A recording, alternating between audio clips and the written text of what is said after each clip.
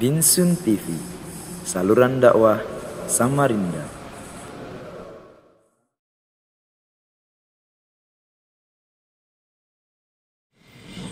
Bismillahirrahmanirrahim. Assalamualaikum warahmatullahi wabarakatuh.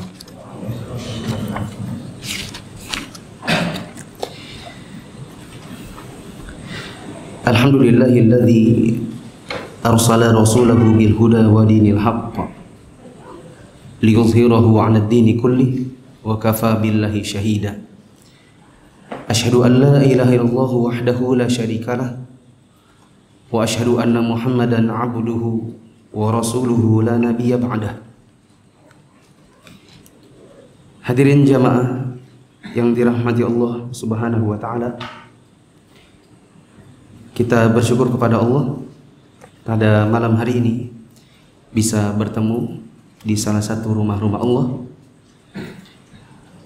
untuk menimba sedikit dari akhlak salafus saleh pada tabaqat tabi'in. Dan pada malam hari ini dari buku yang kita baca, Suwar min Hayatit Tabi'in, kita akan baca biografi yang ke-8, yaitu biografi Syuraih Al-Qadhi rahimahullahu ta'ala. Kalau menyebut nama ini, saya teringat dengan sebuah kisah dari Syuraih yang tidak masuk dalam buku ini, yang merupakan tips yang sangat bagus bagi siapapun yang baru saling mengenal, khususnya pengantin baru. Dan saya katakan tips ini pun bisa diterapkan misalnya dalam penerimaan guru, penerimaan karyawan baru, penerimaan admin. Syuraih Al-Qadhi ini yang akan kita baca biografinya, punya istri yang waktu mudanya dikenal cewek jutek, tapi dinikahinya karena faktor agamanya. Maka orang-orang yang merupakan teman-temannya Syuraih di masa muda, ada yang komentar, kok mau sama cewek kayak gitu? Maka Syuraih mengatakan, aku hidup bahagia dengannya. Kok bisa? Kan kamu gak kenal dia. Dan kami kenal istrimu itu perempuan yang jutek, judes. Syuraih Al-Qadhi mengatakan, waktu kami menikah, malam pertama kami itu gak langsung nyosor. Kami duduk dulu, ngobrol-ngobrol. Kalau zaman sekarang kan ada kopi-kopi tuh, ya kan? Bisa sambil ngopi-ngopi. Di malam pertama itu kami saling bertukar informasi tentang dua hal. Apa yang kami suka dan apa yang kami tidak suka. Jadi dimulai dari aku sebagai suami, aku berkata, di antara hal-hal yang kusuka adalah begini dan begitu, supaya istriku memahami dan melakukannya. Dan aku berkata, yang tidak kusuka adalah begini dan begitu, supaya istriku menghindarinya. Karena kehidupan yang harmonis di dalam rumah tangga itu tidak semata-mata dari pihak istri saja, tapi juga harus dari pihak suami. Maka istriku pun mengatakan yang sama, apa yang dia suka dan apa yang dia tidak suka. Yang suka untuk kulakukan dan yang tidak dia suka untuk kuhindari.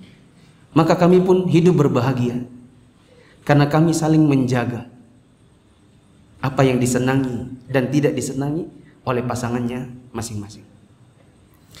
Ini yang saya katakan tadi bisa saja dilakukan misalnya oleh sekolah. Kepala sekolah punya guru baru. Nah, supaya guru barunya ini meminimalisir kesalahan, maka dia mengatakan, di sekolah ini yang kami senangi adalah begini, begini, begini. Kami senang dengan guru yang berprestasi. Kami senang dengan guru-guru yang datangnya tidak terlambat. Kami senang dengan guru-guru yang seperti ini dan seperti itu. Adapun yang tidak kami senangi daripada guru, misalnya begini, begini, begini. Nah, ini cerita sedikit di luar dari apa yang akan kita baca. Dan mari kita baca Syurah Al-Qadhi di halaman 71 dari buku yang mungkin sebagian dari teman-teman sudah punya. Amirul Mukminin, saya mulai ya. Amirul Mukminin Umar bin Khattab radhiyallahu anhu pernah membeli seekor kuda dari seorang laki-laki Badui. Dibeli secara tunai, kemudian dia pergi menaiki kuda tersebut. Siapa tadi nih? Umar. Belum jauh dia mengendari si kuda, rupanya dia temukan ada luka pada kuda itu yang membuatnya terganggu kalau dibawa lari. Maka Umar bin Khattab kemudian kembali ke tempat si Badui tadi. Umar bilang, "Nih, ambil kudamu. Ini kuda luka ini." Maksudnya, kenapa tadi waktu sebelum transaksi kamu nggak ngomong, ayo? Maksudnya kan gitu. Mbok kalau kuda ini bukan kuda yang bagus, mbok dikasih tahu. Ini kuda nggak bisa dibawa lari, katanya Umar bin Khattab. Maka si Badui berkata, "Aku tidak mau wahai Amirul Mukminin.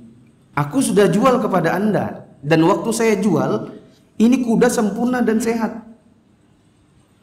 Nggak mau saya balikin duitnya. Ini sudah kuda, sudah selesai transaksinya." Maka Umar bin Khattab mengatakan, "Bagaimana kalau kita cari seorang hakim?" Maka orang Badui itu mengatakan, "Setuju. Dan saya paling suka dengan Syuraih Al-Qadhi, yaitu Syuraih Ibn Harith Al-Kindi." Umar berkata, "Oke." Pergilah keduanya, Umar bin Khattab dan si Badui tadi, untuk berhakim kepada Syuraih. Setelah Syuraih mendengar perkataan orang Badui, maksudnya si Badui ini jelasin, "Oh, saya jualnya baik-baik aja." Memang sih belum berapa menit Umar bin Khattab balik lagi, Amirul Mukminin ini. Ya kalau kita tambahin bahasanya, jangan mentang-mentang Amirul Mukminin terus mau seenaknya, beli nggak suka balikin lagi. Ya memang kita orang miskin, tapi jangan begitulah gitu. Setelah mendengar ocehannya Badui ini, maka Syuraih menengok kepada Umar bin Khattab.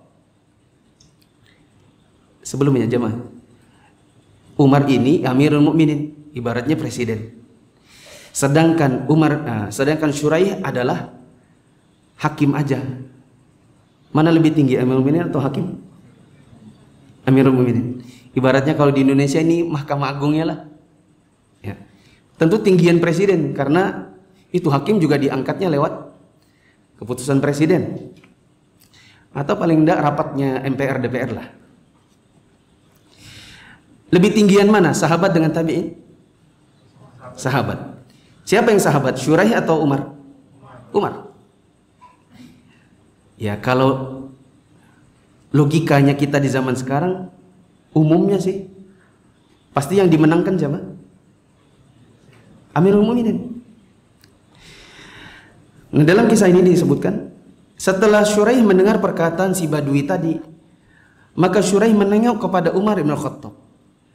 "Maaf, Amirul Mukminin, apakah benar Anda menerima kudanya itu sebenarnya dalam keadaan sempurna?"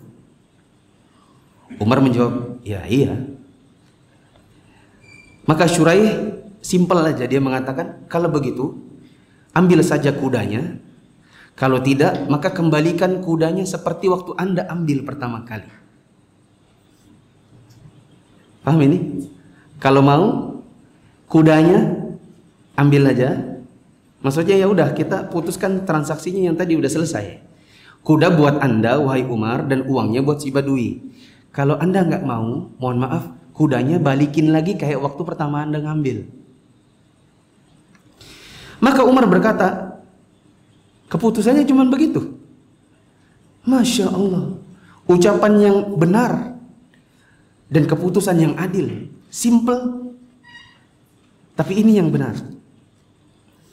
Kalau begitu, kata Amirul Mukminin, kami akan tunjuk Anda sebagai hakim di Kufah dan Anda akan dimutasi ke sana. Maksudnya hanya dengan jawaban simpel, tidak mentang-mentang dia sahabat Nabi, tidak mentang-mentang Umar itu adalah Amirul Mukminin lalu dimenangkan, tidak demikian. Maka Umar justru semakin kagum dengan Syuraih. Dan akhirnya Syuraih justru diangkat sebagai hakim di Kufah. Pelajaran yang mungkin kita bisa ambil, teman-teman yang dirahmati Allah, tentu adalah sebuah keadilan. Pelajaran tentang keadilan, bagaimana kita berkata benar, bagaimana kita berkata jujur, meskipun di hadapan orang-orang yang mungkin secara level dia di atas kita. Ya. Contoh kalau di kalangan kita misalnya guru kita melakukan sebuah kesalahan. Misalnya dia menyebutkan, dia bilang itu hadis sahih. Setelah kita cek ternyata hadisnya dhaif. Ya. Tetapi tentu tidak di majelis lalu kita bilang, "Afwan Ustaz, antum salah. Itu dhaif itu." Itu nanti jadi adabnya juga kurang. Tapi misalnya antum mendatangi lalu, "Mohon maaf Ustaz, setahu saya hadisnya yang itu dhaif. Ini referensinya." Ini pelajaran untuk menyampaikan yang memang benar meskipun kepada orang yang di atasnya, di atas kita secara level, mungkin level keilmuan.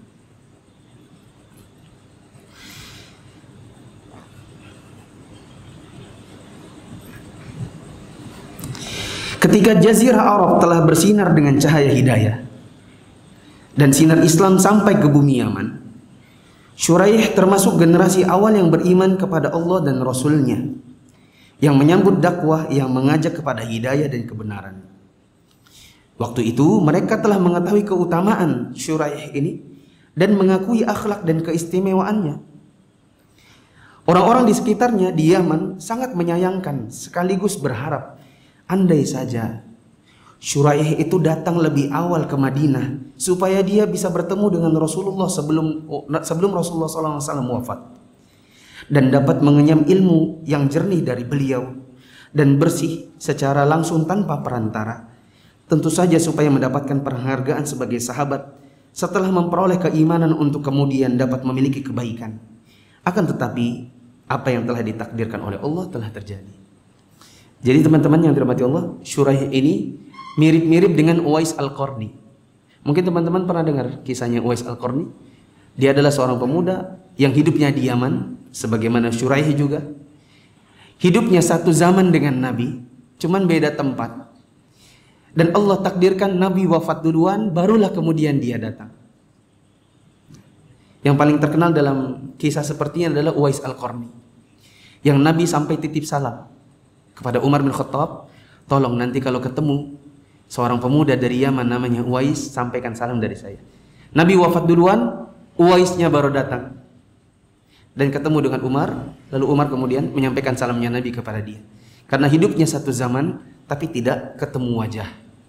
Dan ini menjadi pelajaran juga bagi kita bahwa inilah pendapat yang kuat, bahwa siapapun yang hidup satu zaman dengan Nabi tapi tidak bertemu wajah dengan Nabi, maka dia bukan tabaqat sahabat, tapi dia hanya tabi'in. Contohnya Uwais, contohnya Syuraih.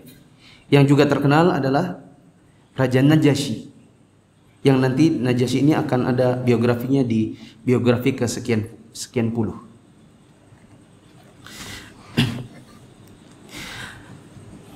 Umar Al-Faruq radhiyallahu anhu bukanlah orang yang tergesa-gesa ketika mengangkat hakim agung dari seorang tabi'in.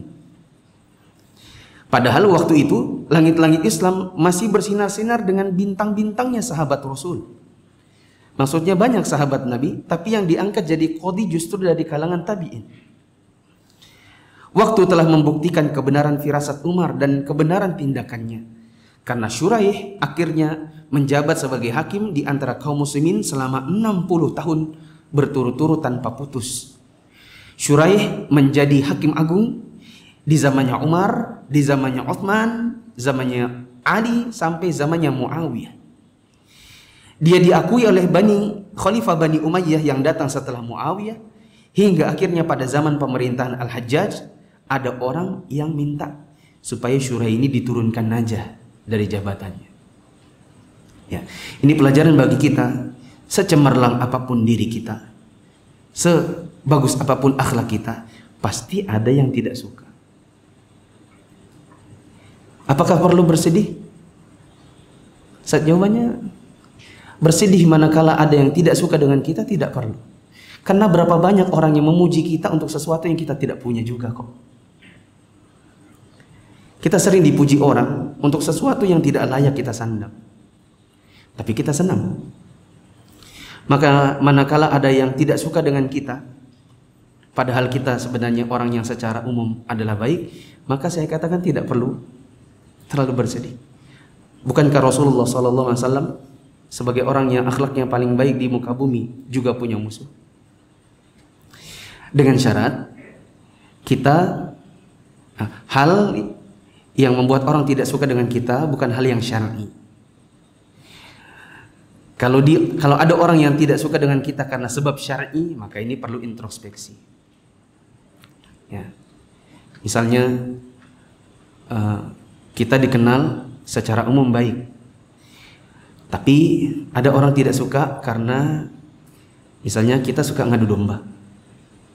Ada orang tidak suka dengan kita karena kita itu suka gali lubang tutup lubang. Maka ini lain ceritanya.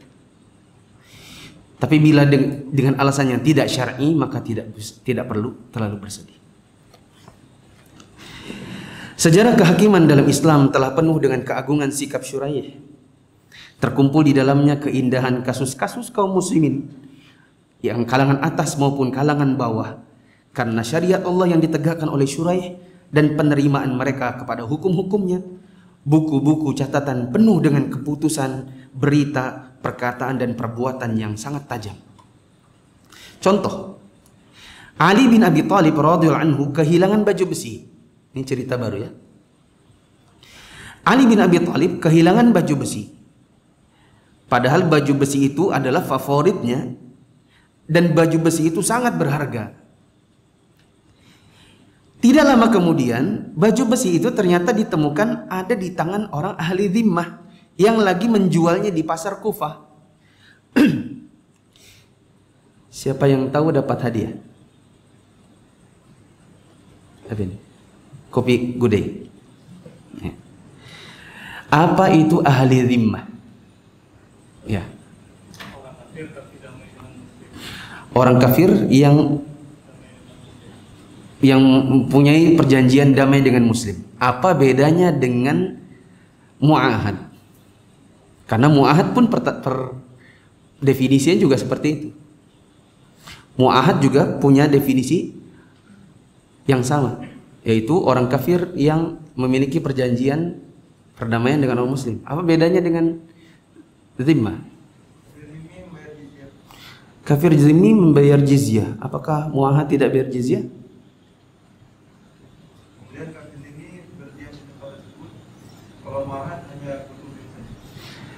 Kalau kafir dhimmi berdiam di tempat tersebut, sedangkan kalau mu'ahad berkunjung saja. Pas dia kunjung, dia nggak berdiam di tempat tersebut. Coba berarti perbaiki. Sudah mendekati. Ya, persempurnakan lagi sedikit lagi daripada ini kita bagi dua. Kafir ini kafir yang dalam perjanjian dengan kaum muslimin, kemudian membayarnya dia, dan dia bermukim di tempat kekuasaan kaum muslimin. Sedangkan mu'ahad dia hanya berkunjung atau sempat saja ke tempat tersebut dalam kekuasaan, dan akan kembali ke negerinya lagi. Kafir dhimmi dengan mu'ahad itu sama-sama punya perjanjian damai. Bedanya dhimmi itu tinggal di situ, bermukim di situ. Sedangkan mu'ahad itu orang luar datang. Contoh kafir dhimmi di Samarinda banyak nggak orang kafir? Banyak. Tinggal di Indonesia. Nah, itu ahli dhimmah. Apakah mereka sama kita kelai-kelayan? Enggak. Itu kita berarti punya perjanjian perdamaian, tapi dia tinggal di sini. Kalau antum kerja di perusahaan asing misalnya, orangnya aslinya dari Perancis, terus tinggal di sini karena bekerja, atau duta besar yang ada di Jakarta, duta besar Amerika misalnya, datang ke Indonesia, tinggal di sini, tetapi pada aslinya dia hanya pendatang. Nanti kalau habis masa penugasan, dia pulang lagi ke negerinya. Itu namanya apa? Mu'ahad. Nah.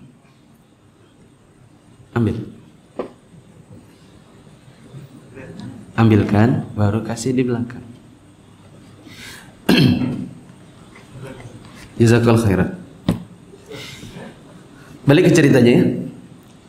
Ali bin Abi Thalib kehilangan baju besi yang berharga, dan suatu ketika baju besinya itu ditemukan di tangannya orang ahli dhimmah, alias orang kafir yang punya perjanjian damai, dan dia mukim di dekat tempatnya Ali.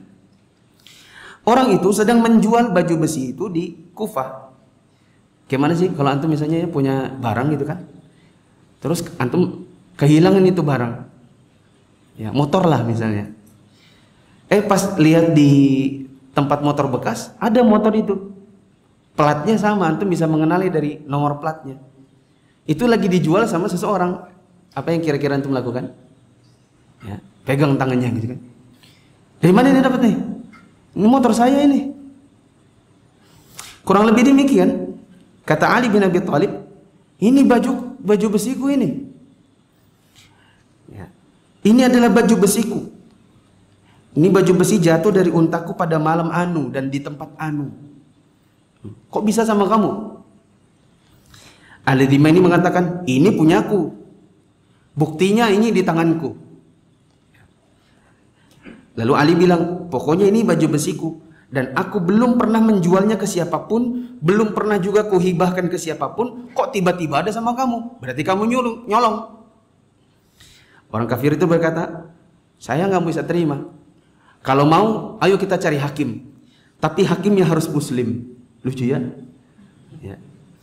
Dia bilang, mari kita berhakim, tapi hakimnya harus muslim. Ini menunjukkan bahwa orang-orang muslim di zaman dahulu terkenal dengan rasa takutnya manakala menjadi hakim, sehingga dia memutuskan dengan keputusan yang adil. Kalau di zaman kita sepertinya terbalik. Berapa banyak orang-orang kafir dikenal sebagai orang yang lebih bisa dipercaya daripada orang muslim. Sampai-sampai ada yang berkata, di zaman sekarang tidak mentang-mentang jenggot terus kita bisa bekerja sama dengan dia. Berapa banyak jenggot tapi penipu. Enakan kerja sama orang Cina. Ini terbalik di zaman dahulu. Mari kita berhakim, tapi hakimnya harus muslim. Karena dia tahu bahwa orang muslim pasti berkata jujur.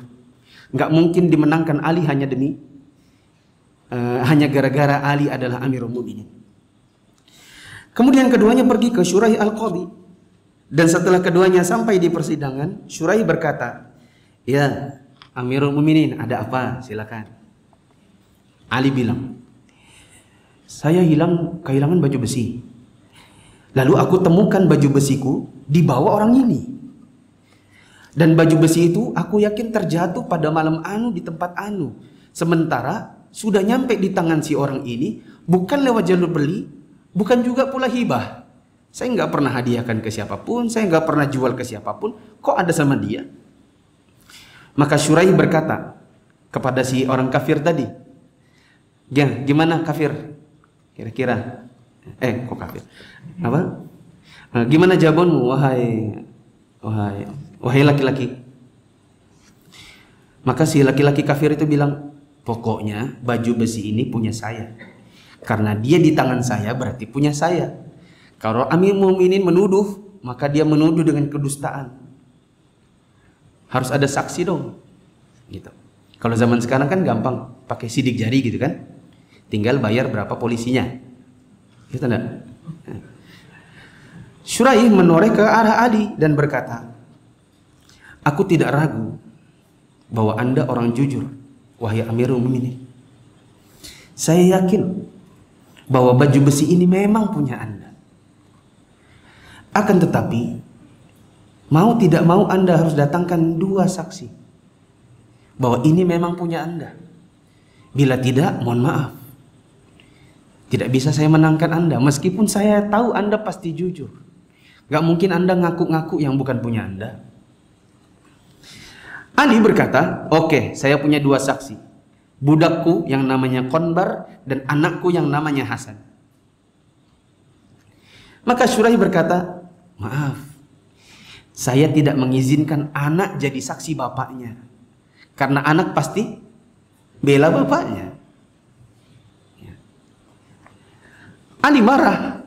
Ya subhanallah, ada ahli surga tidak diterima persaksiannya? Siapa yang dimaksud ahli surga? Hasan. Bukankah Nabi SAW pernah bersabda, Al-Hasan wal Husain sayyida syababi ahlil jannah. Al-Hasan dan Husain itu 2 tokoh pemuda ahli surga. Anda Qadi Syuraih nggak pernah dengar hadis itu? Kok bisa-bisanya Hasan ditolak persaksiannya? Syuraih berkata, benar wahai Amir Mu'minin, bahwa Hasan memang penghuni surga. Akan tetapi maaf, saya harus konsisten. Saya tidak pernah mengizinkan ada anak dijadikan saksi buat bapak. Karena anak pasti akan bela bapak.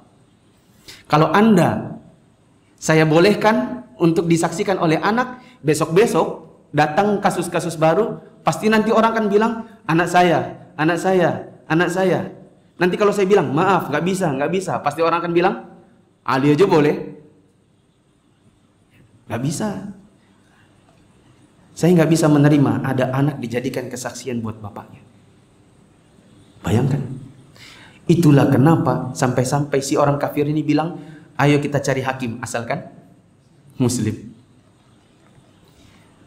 Ini pelajaran besar bagi kita. Sesuatu yang tidak mudah kalau di kita di zaman sekarang. Banyak dari hakim-hakim atau polisi misalnya, dia memenangkan sesuatu yang penting ada uangnya. Memenangkan orang penjahat bahkan, yang penting berapa uang pelicinnya. Setelah itu Ali menoleh ke orang kafir tadi. Apa katanya Ali? Kafir, ambil sudah buatmu. Karena maaf, saya juga nggak bisa memberikan saksi. Saya tidak punya saksi kecuali yang tadi. Kalau nggak budakku, anakku. Tapi hakim meminta, nggak boleh yang anak. Ya sudah, karena saya tidak memenuhi syarat. Ya sudahlah, ambil aja udah. Ya sudah, biar aja nanti diganti oleh Allah. Gitu. Apa katanya orang kafir dhimmi ini? Aku bersaksi bahwasanya baju itu adalah milik Anda wahai Amirul Mukminin. Diralat perkataannya. Saya bersaksi bahwasanya baju besi itu sebenarnya memang punya Anda. Ya Allah, Amirul Mukminin mengajukan aku kepada hakimnya. Dan hakimnya memenangkan aku gara-gara dia tidak bisa menerima anak si pengadunya untuk dijadikan sebagai saksi baginya. Aku bersaksi bahwasanya agama Islam ini pastilah agama yang menyeru kepada hak. Dan aku bersaksi bahwasanya tiada Tuhan yang berhak untuk diibadahi kecuali Allah. Dan aku bersaksi Muhammad adalah hamba dan utusan Allah. Wahai Qadi, sejujurnya baju besi ini benar kok. Memang itu punyanya Ali Amirul Mukminin. Sejujurnya memang waktu itu jatuh baju besinya. Aku ikuti tentaranya Ali waktu mereka berangkat menuju Siffin. Lalu ada baju besi yang jatuh dari unta yang warna abu-abu, kupungut. Jadi memang sebenarnya ini adalah bajunya Ali. Ya. Sampai orang masuk Islam gara-gara kejadian itu. Maka Ali berkata, karena kamu sudah masuk Islam, maka baju besi ini hadiah buatmu. Dan aku tambahkan 1 ekor kuda lagi. Luar biasa jemaah. Ini mungkin mirip-mirip kisah yang beredar di internet. Wallahu a'lam tentang benar atau tidaknya. Saya pernah baca di mailing list grup waktu saya masih sekolah di Saudi. Ada orang kafir nyoba-nyoba ngasih transaksi bis kota. Kemudian intinya ada kembalian. Dan orang ini kemudian ingin ngetes si sopir bis tadi. Antum pernah baca mungkin kisahnya? Ya. Dites mungkin harusnya kembaliannya adalah 50.000, ya, tapi orang itu kasih kembali misalnya 100.000 atau bagaimana lah. Nah, akhirnya ketika ditanya si sopir itu betul-betul jujur, maka orang ini berkata, agamamu agama Islam, ya. Hari ini saya mau masuk Islam karena akhlak yang seperti itu. Ada kejujuran yang ditanamkan di dalam Islam. Sampai orang tadi mengatakan, aku bersaksi pastilah agama Islam ini adalah agama yang menyuruh kepada hak. Tak lama setelah kejadian itu, si orang kafir, sudah masuk Islam deh. Si mantan orang kafir tadi betul-betul mati syahid di bawah bendera Ali bin Abi Thalib melawan orang-orang Khawarij dalam perang Nahrawan. Orang itu benar-benar maju dalam peperangan sehingga dia pun mati syahid. Nah,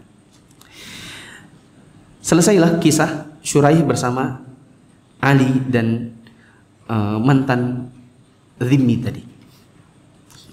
Di antara keharuman Syuraih juga bahwa anaknya, ini cerita baru.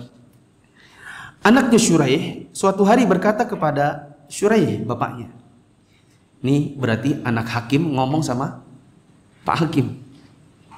Ayah, sesungguhnya aku dan si Fulan ada perselisihan. Coba ayah, bagaimana pendapat ayah? Aku ceritakan. Jika kebenaran, ini cermati teman-teman. Jika aku yang benar, nanti aku ajukan mereka ke pengadilan. Nanti hakimnya siapa? Ya bapaknya juga gitu kan. Jadi ini kong kali kong dulu di mana? Di rumah. Aku ceritakan perselisihanku dengan si Fulan. Kalau menurut ayah aku yang benar, nanti aku ajak dia ke pengadilan.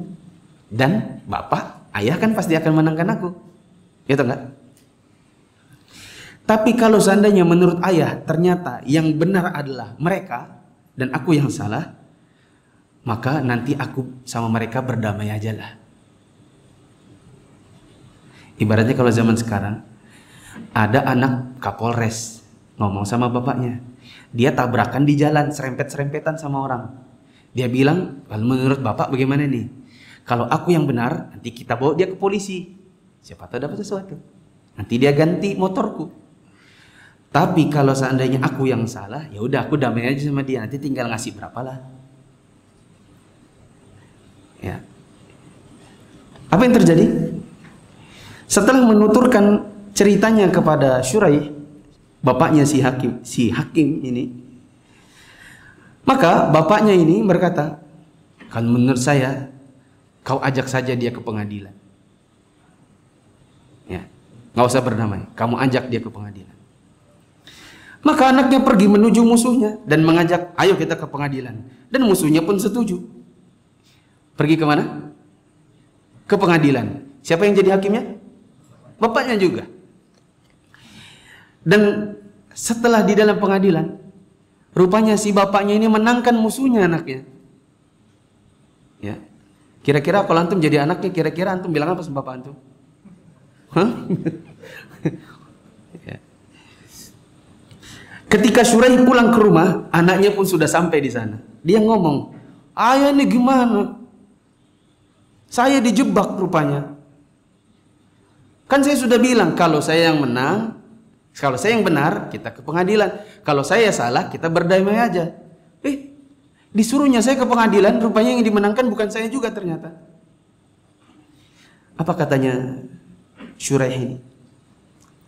Wahai anakku, sesungguhnya kamu lebih aku cintai daripada isi bumi seluruhnya. Akan tetapi Allah lebih aku cintai dan lebih mulia daripada dirimu sendiri. Kalau aku, maksudnya begini, kalau aku ngomong duluan sama kamu bahwa kamu yang salah, saya khawatir kamu pergi berdamai dan kamu menghilangkan yang harusnya menjadi hak mereka. Coba kalau saya kasih tahu duluan, enggak kok kamu yang salah. Kamu pasti nanti pergi ke sana lalu kamu kong-kali-kong untuk damai biar kamu tidak memberikan hak mereka, ya kan? Tapi sengaja saya tidak beritahu bahwa kamu yang salah supaya keputusan itu betul-betul ada di pengadilan, jadi semuanya adil. Dan kamu Karena kamu salah, maka kamu harus memberikan seluruh hak mereka. Ini kata siapa? Shuraih Al-Qadhi. Jamaah yang dirahmati Allah, kira-kira kalau di zaman sekarang adakah bapak begitu? Kira-kira kalau di zaman sekarang adakah petinggi-petinggi yang berwajib mau begitu? Anaknya sendiri dikorbankannya dalam tanda kutip. Di paragraf selanjutnya disebutkan, telah terjadi pula ada kisah di mana anaknya Shuraih menjamin seseorang dan Shuraih pun menerima jaminannya. Ternyata orang yang dijamin kabur dari pengadilan. Maka seketika itu juga Shuraih mau nggak mau memenjarakan anaknya sendiri sebagai pengganti orang yang kabur. Siapa suruh menjadikan dirinya sebagai jaminan. Bahkan Shuraih sendiri yang pergi mengantar makanannya setiap hari ke penjara buat anaknya. Ada kira-kira bapak seperti itu di zaman sekarang? Dan terkadang terlintas dalam pikiran Shuraih, ada sebagian saksi yang menurut dia ini diragukan. Tapi masalahnya tidak ada jalan untuk menolak kesaksian orang ini. Karena syarat keadilan telah cukup bagi mereka. Maksudnya gini teman-teman. Ini ibarat saya hakim. Ada orang bersalah, tapi ada yang bela. Dan saya sejujurnya melihat si pembelanya ini pasti pembela-pembela dusta juga. Tapi masalahnya dia baligh, dia berakal. Bagaimana kita menolak kesaksian orang baligh berakal, laki-laki juga? Masa kita bilang kamu pasti bohong? Masa saya begitu? Saya nggak bisa menuduh seseorang hanya dengan prasangkaan. Maka kalau ada calon-calon saksi yang sekiranya meragukan, maka Shuraih pun berkata kepada orang-orang yang hadir di pengadilan, dengarkan, mudah-mudahan Allah memberikan petunjuk kepada anda semua. Sesungguhnya yang menghakimi orang ini adalah anda sendiri, dan saya berlindung dari api neraka melalui anda karena anda lah saksinya, dan anda berlindung dari api neraka lebih utama daripada anda masuk neraka gara-gara kesaksian anda. Jika anda berkenan, lanjutkan. Tapi jika anda mau aman, maka tinggalkanlah pengadilan ini dan jangan jadi saksi.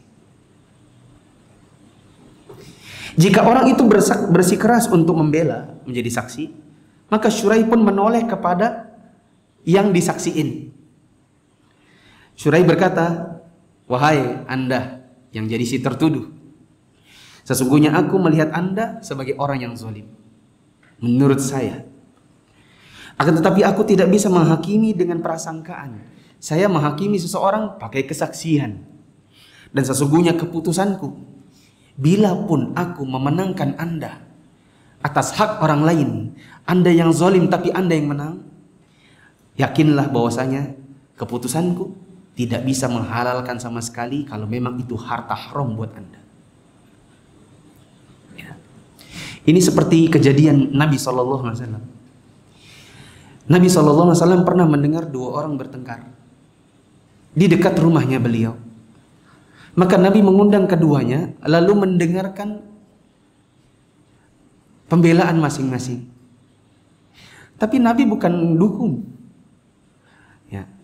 Nabi mendapatkan wahyu. Bila tidak ada wahyu, maka Nabi manusia biasa yang tidak bisa menebak-nebak perkara gaib. Nabi dengarkan masing-masing. Ya, kalau menurut anda gimana? Ya Rasulullah, yang berhak itu saya, karena kan saya yang begini dan begitu. Oke, sudah? Ya, cukup. Kamu lagi. Menurutmu gimana? Ya Rasulullah, saya dong yang berhak, karena saya lah yang begini dan begitu, bukan dia. Oke, sudah? Cukup? Cukup. Ada lagi persaksian? Ada lagi pembelaan? Oh, saya nambahin begini dan begitu. Akhirnya Nabi SAW kadang memutuskan memenangkan si A atau si B, tergantung dengan siapa yang paling pintar mengeluarkan argumentasi atau alibi. Tapi kalau Nabi SAW sudah menangkan si A atau si B, maka Nabi berkata begini, innama ana bashar, Sesungguhnya saya ini hanya manusia biasa. Dan bisa jadi salah satu dari kalian lebih pintar bersilat lidah dari saudaranya. Lalu karena silat lidahnya, ku menangkan dia. Padahal dia memenangkan sesuatu yang bukan punyanya, dan itu adalah punya saudaranya. Ketahuilah kalian berdua, siapapun dari kalian yang memenangkan, siapapun dari kalian yang ku menangkan atas hak saudaranya, sesungguhnya aku sedang memotongkan sebongkah batu bara dari api neraka. Ini pesannya Nabi SAW. Ya. Bisa terjadi di masyarakat kita misalnya. Ya teman-teman dah. Kebetulan misalnya di kalangan keluarga adalah dianggap yang paling berilmu. Dipanggil. Dek, Abu Zubair, bisa ke rumah dulu? Yang manggil kakak sepupunya. Kenapa kak? Aku bertengkar sama saudara-saudaraku karena warisan. Yang ini ngotot begini, yang ini ngotot begitu. Yang ini bilang aku sudah dikasih mama. Yang ini bilang waktu itu mama bilang sama aku ini uangnya buatmu. Bertengkarlah kami semua ini. Maka datang Abu Zubair. Apa yang dilakukan? Silakan kak ngomong. Waktu itu mamaku bilang begini. Ada buktinya kak? Nggak ada. Ada saksinya kak? Nggak ada. Kakak gimana? Waktu itu mamaku bilang begini. Ini begini. Mau diajukan ke ustadz pun sama-sama nggak ada yang punya bukti, sama-sama nggak ada yang punya saksi. Ya. Kecuali misalnya adek yang paling kecil. Ya. Lalu karena adek ini takut sama kakaknya. Sejujurnya saya nggak mau ikut-ikut Anda. Saya Kak Jubair ya, demi Allah, saya nggak punya saksi, saya nggak punya catatan dari mama. Demi Allah, mamaku pernah bilang sama aku, kamu dapat yang cincin yang ini, dapat yang ini. Demi Allah. Tapi karena saya ini kecil, saya paling adik sendiri, ya sudahlah, saya terima aja. Ngotot si kakak-kakak yang besar, akhirnya Abu Zubair mengatakan, kakak-kakak yang besar, bila memang kakak-kakak berkehendak, cincin ini ambillah, yang ini ambillah. Tapi ketahuilah bahwa apa yang saya putuskan ini tidak bisa menghalalkan yang bukan haknya kakak-kakak. Siapa yang mengambil harta saudaranya dengan cara yang zalim, sesungguhnya dia sedang berbekal dengan sebongkah batu bara dari api neraka. Dan ini bisa terjadi di banyak kalangan masyarakat kita. Dan antum-antum yang sudah belajar tentu bisa jadi akan menjadi sandaran ilmu. Ada tips. Kalau antum takut, antum bilang saya takut daripada saya salah-salah. Kalau kakak-kakak mau, kita panggil ustadz. Nanti ustadznya dipanggil, biar nanti ustadznya yang memutuskan. Tapi yang jelas nanti pesannya ujungnya sama. Saya memutuskan berdasarkan apa yang saya dengar dari teman-teman semua.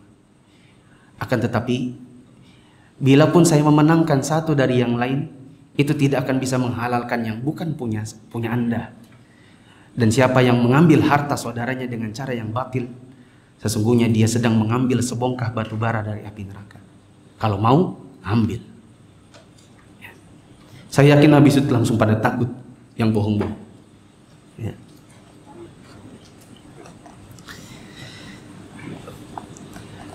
Nah, di antara ungkapan yang sering diulang oleh Syuraih di dalam ruang sidangnya adalah perkataan, besok orang zalim akan mengetahui siapa yang rugi. Sesungguhnya orang yang zalim sedang menunggu siksa, dan sesungguhnya orang yang teraniaya menunggu keadilan. Dan aku bersumpah kepada Allah bahwa tidak ada seorang pun yang meninggalkan sesuatu karena Allah, kemudian dia akan merasa kehilangan sesuatu tadi. Salah seorang dari kaum muslimin ada yang meriwayatkan bahwa Syuraih berkata kepadaku, sedangkan aku mengadukan sebagian sesuatu yang membuatku resah karena ulah kawanku. Maka Syuraih memegang tanganku dan menarikku ke pinggir. Dan dia berkata, wahai anak saudaraku, janganlah kamu mengadu kepada selain Allah. Karena sesungguhnya orang yang kamu mengadu kepadanya, Bisa jadi dia kawan, bisa jadi dia lawan. Kalau dia kawan dan kamu mengadu sesuatu, kamu bisa membuatnya bersedih. Tapi kalau dia musuh dan kamu mengadu sesuatu, bisa jadi kamu membuatnya tertawa. Coba kamu lihat mataku ini. Syuraih sambil nunjuk ke salah satu matanya. Kau lihat mataku ini? Aku tidak bisa melihat dan tidak bisa berjalan dengan satu mata ini sejak 15 tahun lalu. Dan tidak seorang pun yang aku beritahu tentang mataku yang buta satu ini, melainkan kamu. Dan baru kamu yang kuberitahu hari ini sejak 15 tahun lalu. Ya. Apakah kamu tidak pernah mendengar ucapan seorang hamba yang saleh? Innama ashku bathi wa huzni ilallah. Sesungguhnya hanya kepada Allah aku mengadukan kesusahan dan kesedihanku. Maka jadikanlah Allah sebagai tempat mengadumu dan tempat kesedihanmu setiap kali musibah menimpamu. Karena Allah adalah zat yang maha dermawan dan yang paling dekat untuk diseru.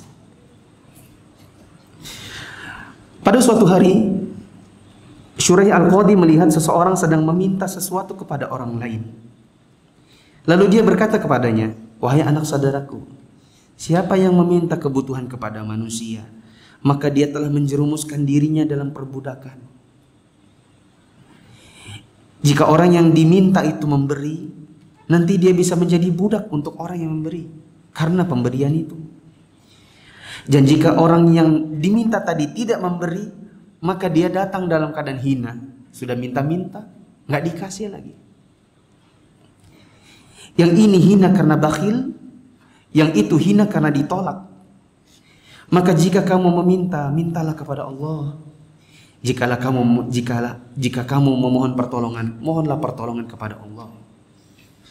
Dan ketahuilah bahwasanya tidak ada upaya, kekuatan dan pertolongan kecuali dengan pertolongan Allah. Ya. Teman-teman yang dirahmati Allah, dan kejadian seperti ini banyak. Bahkan di antara kaum muslimin yang sudah mengenal sunnah sekalipun, yang suka menengadahkan tangan itu banyak.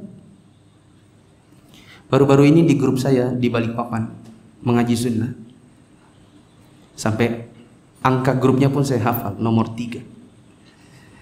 Ada yang ngirim pesan secara japri, jepret atau screenshot WA seseorang.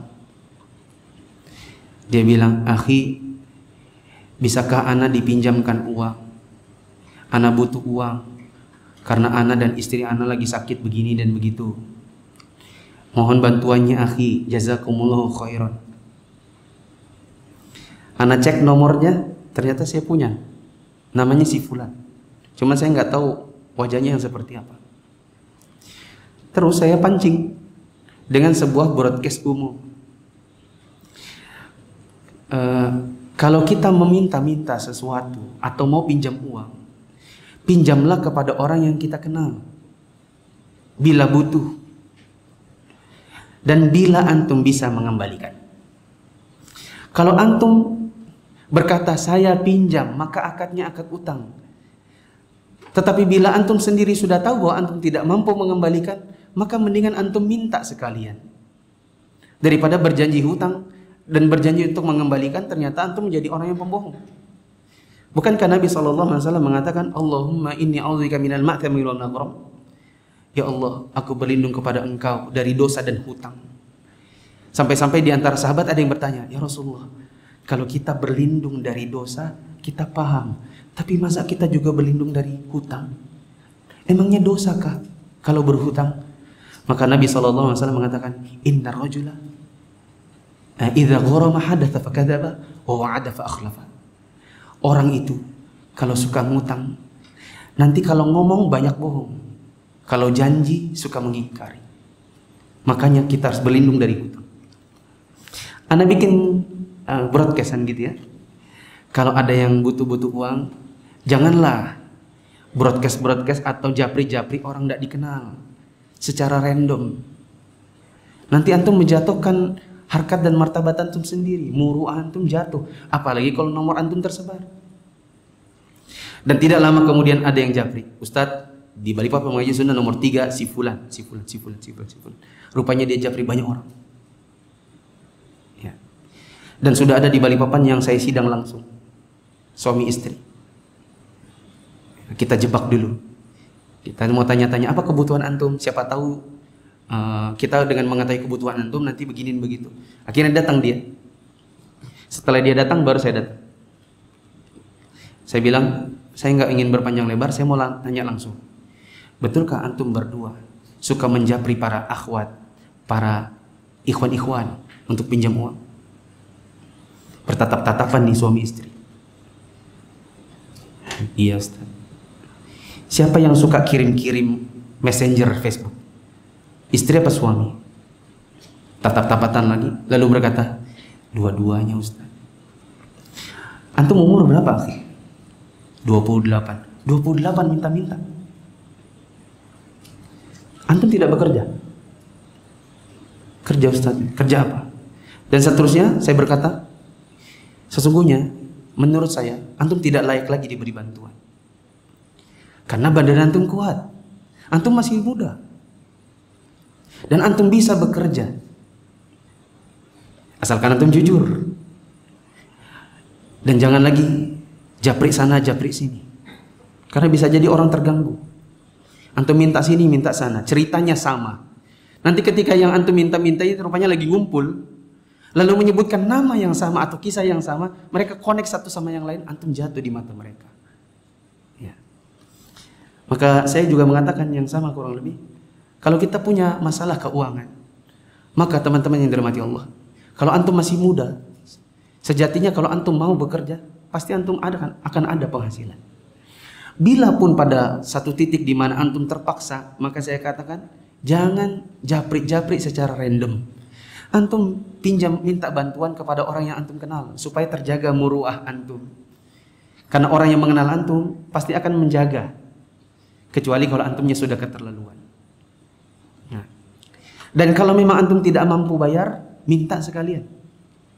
Di sini ada lembaga zakat. Nah, siapapun yang punya kemampuan di sini, dibina seorang ustadz, kalau antum bisa bangun, ya bangun lembaga zakat, infak dan sedekah.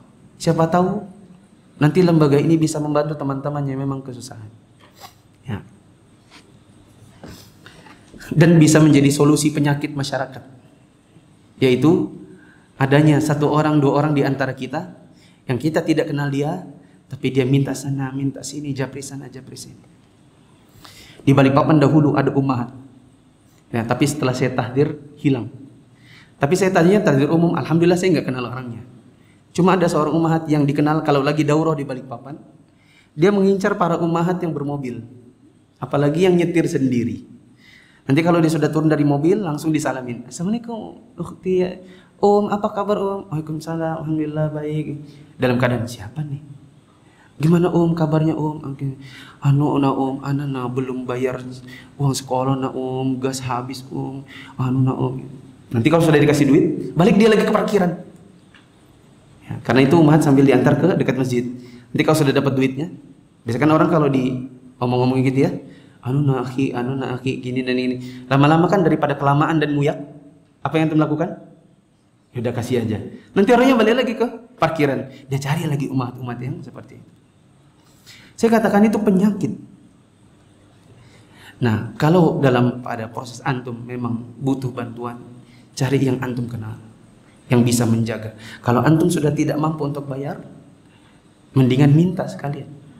Dan lembaga zakat tadi semoga bisa jadi solusi. Di Kufah telah mewabah penyakit ta'un. Dan salah seorang sahabatnya Syuraih keluar dari Kufah dan menuju Najaf untuk menyelamatkan diri dari penyakit ta'un. Maka Syuraih mengirimkan surat kepadanya. Amma ba'du, sesungguhnya daerah yang kamu tinggalkan ini tidak akan mendekatkan kematianmu dan tidak menggerogoti hari-harimu. Dan sesungguhnya daerah yang kamu pindah kepadanya berada di dalam genggaman zat yang tidak bisa dikalahkan dengan usaha dan tidak bisa hilang dengan pelarian. Maksudnya siapa? Allah Ta'ala. Dan sesungguhnya aku dan kamu berada di lantai yang satu, di bawah raja yang satu. Dan sesungguhnya Najaf dari zat yang maha kuasa adalah sangat dekat. Ya, maksudnya dia memang begitu sunnah Nabi dalam sebuah wabah, maka yang berada di daerah tersebut tidak keluar, sedangkan yang di luar tidak masuk, untuk mencegah terjadinya penularan. Dan teman-teman yang dirahmati Allah, saya mau menegaskan satu hal. Ada banyak yang berkeyakinan bahwa ya, tidak ada penularan, kata mereka. Saya bertemu beberapa hari lalu dengan seorang ikhwan yang sudah lama ngaji dengan saya. Ketika dia ketemu dengan saya, lalu saya bertanya kepadanya, kenapa antum tidak pakai masker? Pakai? Iya pakai, tapi di dagu, bukan di mulut. Kenapa nggak dipakai? Apa dia bilang? Karena saya meyakini tidak ada penularan, Ustaz. Tidak ada yang namanya penyakit menular, itu tidak ada. Maka saya katakan, antum kurang. Yang benar adalah tidak ada penularan penyakit kecuali dengan izin Allah. Antum kemanakan hadis Nabi SAW yang menyuruh orang yang berada di tempat wabah untuk tetap tinggal dan melarang orang yang di luar untuk masuk? Kira-kira maksudnya Nabi itu apa? Apa maksud Nabi untuk memisahkan unta yang sakit dengan unta yang sehat? Nah, kita kalau dengar hadis jangan dipotong begitu saja dan digabungkan, dijamak dengan hadis-hadis yang lain. Tidak ada penularan penyakit kecuali dengan izin Allah. Diriwayatkan bahwa, ini mungkin sudah cerita terakhir, diriwayatkan bahwa Syuraih punya anak yang berumur sekitar 10 tahun. Siapa 10 tahun? Berapa tahun? 13 tahun. Ini berapa tahun? 20 tahun? Hah? 12. Ada anaknya Syuraih umurnya 10 tahun. Anak ini gemar bermain dan malas-malasan. Ya. Ini menunjukkan bahwa bapak hebat tidak mesti selalu menurunkan anak yang sama kayak bapaknya. Tapi antum bayangkan, kalau bapaknya hebat, anaknya nggak mesti nurun. Bagaimana kalau bapaknya juga enggak? Seperti itu. Ya. Karena memang kepintaran tidak ada diwariskan, teman-teman. Kehebatan anak itu adalah dengan pendidikan bapaknya untuk dia belajar. Ya, tidak ditularkan, tidak juga kayak apa namanya, tenaga dalam tinggal dipegang punggungnya langsung lari itu isi otak bapaknya ke otak anaknya, tidak ada. Syuraih ini punya anak 10 tahunan, gemar main-main dan gemar malas-malasan. Suatu ketika anak itu hilang. Ternyata anak itu tidak masuk sekolah dan pergi melihat anjing. Setelah anak itu pulang, maka bapaknya tanya, kamu dari mana? Tidak sekolah. Hah? Lihat anjing. Kamu sudah sholat? Anak itu bilang, belum sholat. Syuraih meminta pena dan kertas, lalu menulis surat untuk gurunya si anak. Kata Syuraih, anak ini yang pegang surat ini, alias anaknya sendiri, anak ini meninggalkan sholat gara-gara lihat anjing. Dia ingin lihat-lihat anjing yang saling menggaruk bersama anak-anak nakal. Sesungguhnya anak ini nanti akan datang kepada Anda pagi-pagi dengan membawa kertas ini, yang di dalamnya tertulis untuknya seperti catatan orang yang harus dieksekusi. Maka jika anak saya ini datang kepada Anda, tolong obati dia dengan celaan atau nasihati dia dengan nasihat orang yang bijaksana. Terserah Anda pilih yang mana. Bahkan kalau Anda mau memukulnya, maka pukul saja dia pakai alat pemukul. Dan jika Anda telah sampai 3 kali dalam memukul, maka stop. Ketahuilah bahwa jika Anda tidak melakukan 3 ini, kalau Anda tidak mau mencela, tidak juga mau menasihati, tapi tidak juga mau memukul, maka jiwanya tidak akan menjadi jiwa yang mulia. Kita bayangkan jemaah, ini bapaknya sendiri yang minta orang gurunya untuk hukum anaknya. Di zaman sekarang, orang tua memenjarakan gurunya. Ya. Anak pulang mengadu, dinasehati lapornya dihina, dicubit katanya ditempeleng, cuma disuruh berdiri angkat kaki satu, ya. Lapornya disiksa. Lalu bapaknya yang kurang waras ini datang juga ke sekolah. Dia bilang, lakukan seperti yang kamu lakukan kepada anakku. maka disuruh gurunya merangkak dalam kelas, ditempeleng gurunya, dipenjarakan, dipolisikan. Yang salah anak, yang masuk penjara siapa? Gurunya. Antum ingat waktu kita sekolah dulu?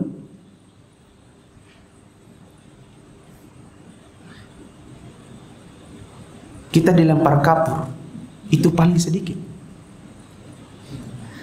Yang agak keras sedikit, kepala kena penghapus kayu.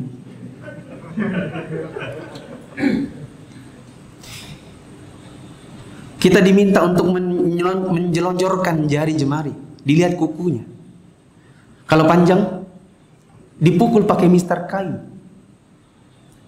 Kalau ribut, disuruh keluar.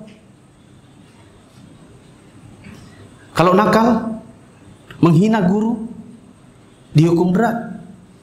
Pernah orang tua kita dulu protes? Bahkan kita pulang kalau bisa menyimpan semua rahasia yang ada di sekolah. Orang tua kita tidak perlu tahu apapun keadaannya. Tidak seperti orang tua kita, orang tua di zaman sekarang ini. Termasuk yang pondok jemaah, termasuk yang sekolah Islam. Orang tua nggak puas, anak langsung ditarik. Setelah ditarik, masuk dalam status Facebook, sekolah jelek, sekolah nggak bisa mendidik. Apalagi di zaman sekarang, di mana orang tuanya juga harus berperan untuk mendudukkan anaknya di hadapan handphone, di hadapan laptop, disuruh daring. Bahkan ada sebagian tugas di mana orang tua harus bantu anaknya belajar di rumah. Yang disalahkan sekolahnya. Sekolah apa ini? Tidak bisa mendidik anak saya. Padahal tidak semua hal harus dididik oleh gurunya. Ada banyak hal yang harus dibantu oleh orang tuanya di rumah. Tidak mungkin jemaah, misalnya sekolah kita anaknya itu isinya 30 orang. Lalu kali-kalian dari 1 kali 1 sampai 10 kali 10, orang guru harus mendengar semuanya begitu. Orang tua yang, ayo kamu ada PR apa? Sini diajarin. Sini bapak bantu. Orang tua di zaman sekarang, ketawa aja kita melihatnya. Mamanya kelahi sama bapaknya. Ayah, coba bantu anak ini belajar. Ayahnya bilang, kamu ngapain? Tunggu dulu nah lihat Shopee. Ayahnya lagi, ayah bantu, tunggu dulu. Ini game belum selesai. Anaknya bingung, siapa yang mau ngajarin saya? Mama sibuk dengan media sosialnya, bapak sibuk dengan gamenya. Nanti kalau sudah anaknya nilainya jelek, yang dijelek-jelekan siapa? Sekolahnya. Coba lihat Syurah Al-Qadhi. Dia pesan sama gurunya. Kalau anda mau celah, kalau anda mau nasihati, kalau anda mau pukul, pukul. Saya ingat bapak saya, waktu beliau jadi kepala sekolah. Ada satu anak nakal yang tidak ada anak-anak yang berani memberitahu kenakalannya kepada guru karena takut dipukul. Ya premannya sekolah lah, masih kelas 5, kelas 6. Tapi saya berani karena saya anak kepala sekolah. Kebetulan saya dipindahkan ke situ karena bapak merasa ini kalau anak, maksudnya kalau saya dipindahkan ke sekolahnya bapak, siapa tahu bisa meningkatkan kualitas sekolah. Ya karena sesuatu dan hal-hal yang saya nggak bisa sebutkan. Dan alhamdulillah memang demikian. Kita bisa juara porseni, kita bisa juara mata pelajaran. Ingin menaikkan daya saing di dalam. Ya, mau nggak mau saya harus ngomong juga ini, supaya nggak disalahpahami. Sekolah itu ada di Gunung Malang, di Balikpapan. Rata-rata anak di situ, menurut bapak, memang kadar pendidikannya kurang. Saya bersekolah di Gunung Sari, yang di satu komplek isinya 6 sekolah, dan 6 sekolah ini punya persaingan dari sisi nilai dan lain-lain. Sehingga guru-gurunya pun karena ada persaingan meningkatkan kualitas dalam belajar. Nah, bapak mindahin saya ke situ. Ya karena saya memang memang ranking lah di situ. Ya.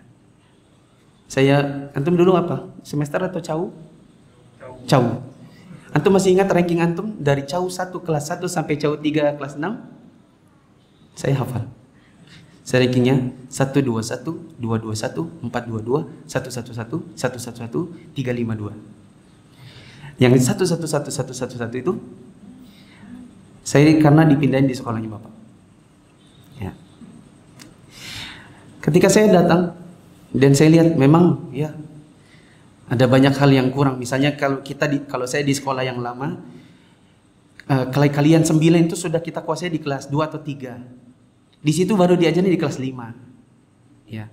Sehingga kadang saya bilang dalam hati begini, bukan dalam hati, kadang ngomong secara bukan menyombong ya, bukan nyombong, tapi maksudnya gini, Bu, bukannya itu sudah di kelas 4? Kata ibunya, oh belum kalau di sekolah ini. Ya. Nah, kembali lagi ke si anak nakal tadi. Karena nggak ada yang berani lapor, karena takut dipukul. Nah, saya anak kepala sekolah, dia nggak berani pukul saya, ya kan? Maka saya laporkanlah kepada Bapak. Bapak, itu tadi ada Vespa punyanya ibu Dami. Saya masih mengingat cerita itu. Punyanya ibu Dami dibocorkan sama si Anu itu nah. Yang mana itu nah, itu orangnya. Dia bocorkan ban Vespanya ibu Dami. Akhirnya dipanggil anak itu. Ya. Setelah diinterogasi, rupanya sepertinya bapaknya memang senang membanggakan dia ABRI. Ya. Jadi anaknya kalau nantang anak di sekolah, berani kamu, bapakku ABRI. Gitu. Selalu seperti itu. Akhirnya bapak bilang sama anak itu, panggil bapakmu besok kemari. Bila tidak, kamu dikeluarkan. Ya. Datanglah bapaknya. Kemudian anak itu disuruh keluar sebentar. Lalu saya bilang begini, Bapak, anak bapak ini sering menzolimi anak-anak yang lain. Terakhir yang kami dapati, dia membocorkan ban motor guru. Bapak pilih mana? Anaknya saya pukul, atau bapak ambil anaknya dan tidak usah sekolah di sini? Akhirnya bapak itu bilang, dipukul aja Pak, tidak apa-apa Pak, daripada nanti dikeluarkan dari sekolah. Oke, kalau saya pukul bapak tidak boleh marah. Iya Pak, betul ya? Iya. Dimasukkan anaknya, lalu ditinju di bagian lengan atasnya. Setelah ditinju 1 kali, lalu bapak saya bilang, ini bapakmu ABRI, tidak takut saya.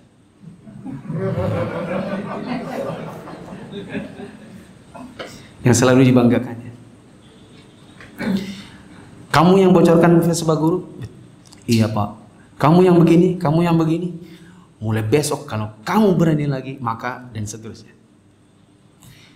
Keluar anak itu dari ruangan guru dalam keadaan tertunduk malu. Dan mulai hari itu tidak ada lagi kezaliman dia kepada anak-anak yang biasanya dia ganggu. Bahkan di Porseni setelah itu kami jadi juara rayon ke apa zaman dahulu itu. Karena sekolah kami memenangkan semua. Menang pianika, menang suling, menang gambar, menang voli, menang paduan suara, menang. Dan anak nakal itu menang gitar. Ya. Tapi tidak usah ditiru. Ya. Tapi maksudnya adalah ada anak nakal, setelah dapat pelajaran dia jadi anak berprestasi. Meskipun ya itulah kalau SD umum prestasinya tidak seperti kalau kita di sekolah Islami. Wallahu a'lam bishawab. Mungkin ini yang bisa kita ambil pelajaran dari kisah Syurai Al-Qadhi. Dan bila Allah mengizinkan, insya Allah kita akan bertemu lagi di bulan yang akan datang dalam kisah Muhammad bin Sirin. Mungkin teman-teman ada pertanyaan? Bila tidak ada, saya yang tanya. Ada pertanyaan?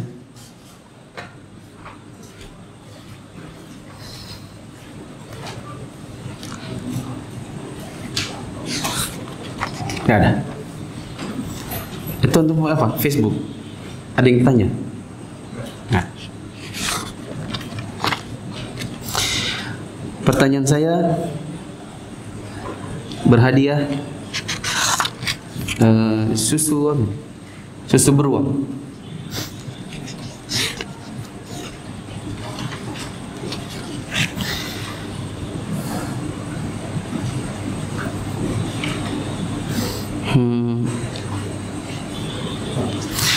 Apa pelajaran terbesar dari seluruh kisah Syura yang antum dengarkan malam ini, yang mungkin akan membekas dalam kehidupan antum dan ingin antum terapkan dalam kehidupan antum? Angkat tangan.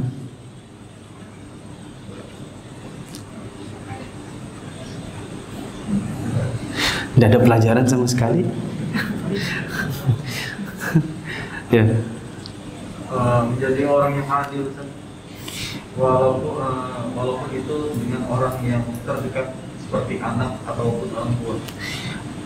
Belajar menjadi orang yang adil, meskipun itu adalah bila di hadapan kita adalah anak atau orang yang terdekat. Abu Azam.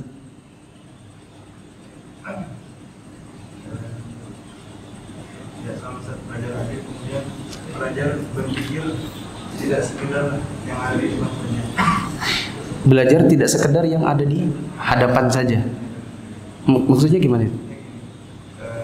Kadang satu hal beda dengan kenyataan aslinya.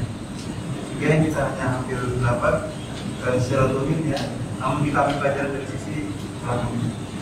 Jadi ketika tadi ada dua orang yang bersengketa, sebenarnya harusnya FPA yang menang.